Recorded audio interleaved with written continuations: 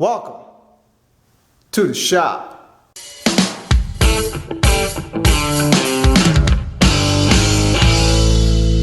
Welcome back, everybody, to this second episode of Garage Groove, where we are discussing and working on the Frankenstein Yamazuki.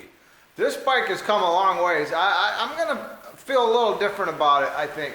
I remember the first review I did on this thing.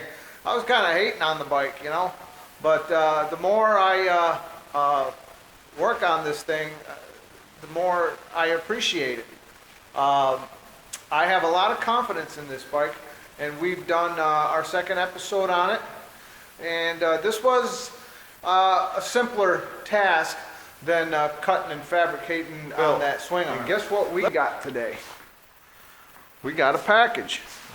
Came home from work, and there was a package sitting outside. I waited a long time for this.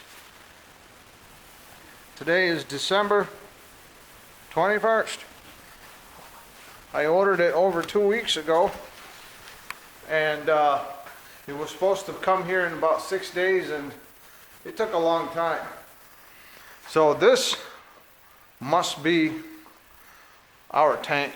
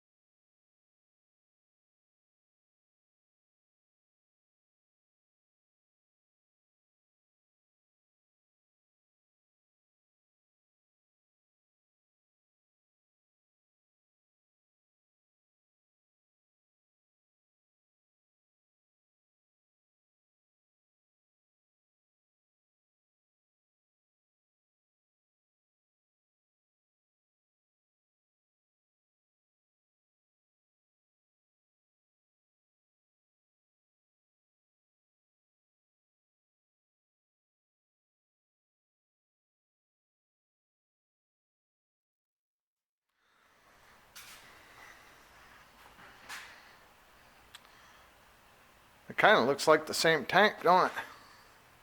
It's a little bit different. A little bit different. You see how this bevel, this curve right here, you got extension here. On this curve, there's no extension. This curve, there's extension. This has no extension. We're gonna do the brakes, and we're gonna do the gas tank, and we're done with this thing. It's ready to rip. We got our new tank in. Take a look at it. It's got the silver scheme going on. I'm okay with it, man, because it can't. I thought it was gonna come primered or just plain steel, but it came painted, and that's a hell of a lot better job of paint than I'll ever be able to do. So we're gonna go with it. We're gonna go with it. Plus our swing arm is silver, so the silver tank isn't that out of line. But let's take a look at this thing. We got the full effect going on with the silver tank. It'll take me a minute to get used to it. I think it looks okay. I think it looks all right. This thing's got a real hardcore dirt look to it. To me, it looks like a street bike that's all steroided up for the dirt, especially with this tank. This tank looks like a street bike tank. But the biggest difference in this tank is right here, right where it bows. This one, notice how it doesn't stick out here past this. Keep that in mind right there, because we're gonna go look at the other one, the old one. You see, that's where the problem was. This one, when you look at the bow here, it sticks out. This is at a different angle, so we'll utilize that thing somewhere else. But this thing, we're gonna have full turning radius. Look at that. Oh yeah. All the way. Okay. But we're gonna have to do a little bit of welding to make things work. As far as the brake goes, you know, we gained a little bit more on the swing arm, but we're gonna end up losing some in the back. This piece right here that was busted, right? This piece that was broken, we're not gonna need it because look, the brake stay, we're gonna put it, it comes very close to matching up with this hole right here. We're gonna put a nice spacer here and run a bolt right through there. This was the old shock mount. See that? Okay, that's gonna change this, but this sits on a knurled deal right here. So we're gonna back it up like this and we'll run our cable. Let's take a look at what we've done. This bike is ready, okay? We have, look at that monster. What a bruiser, huh? This bike is a bruiser. It is the epitome of what a dirt bike should be. Okay? The silver tank, I'm a little torn on because as much as I like the color, I don't really care for the shape of it. It feels a little weird when I'm sitting there, but I think it's not a big deal. I think I'm going to get used to that. Pardon the empty tank because I have not, we will get some decals for it. So let's talk about the swing arm for a second. We did our last episode on it. That was a lot of work. But you know what we did on this episode? This was behind the camera. In fact, most of our work was behind the camera. We stuck another piece of steel on the inside on both sides. The reason we did that was when I was first working on this bike, I wasn't sure what kind of a clearance we were going to have between the tire and the swing arm. So I didn't lay anything down inside. But one of the boys was sitting here looking at it and said, Dad, we have so much space inside the swing arm. Why don't we throw another piece of steel in there just for a good measure, you know? And I'm like, that's good, man. The kids are thinking. I said, yeah, why not? Let's throw another square stock in there.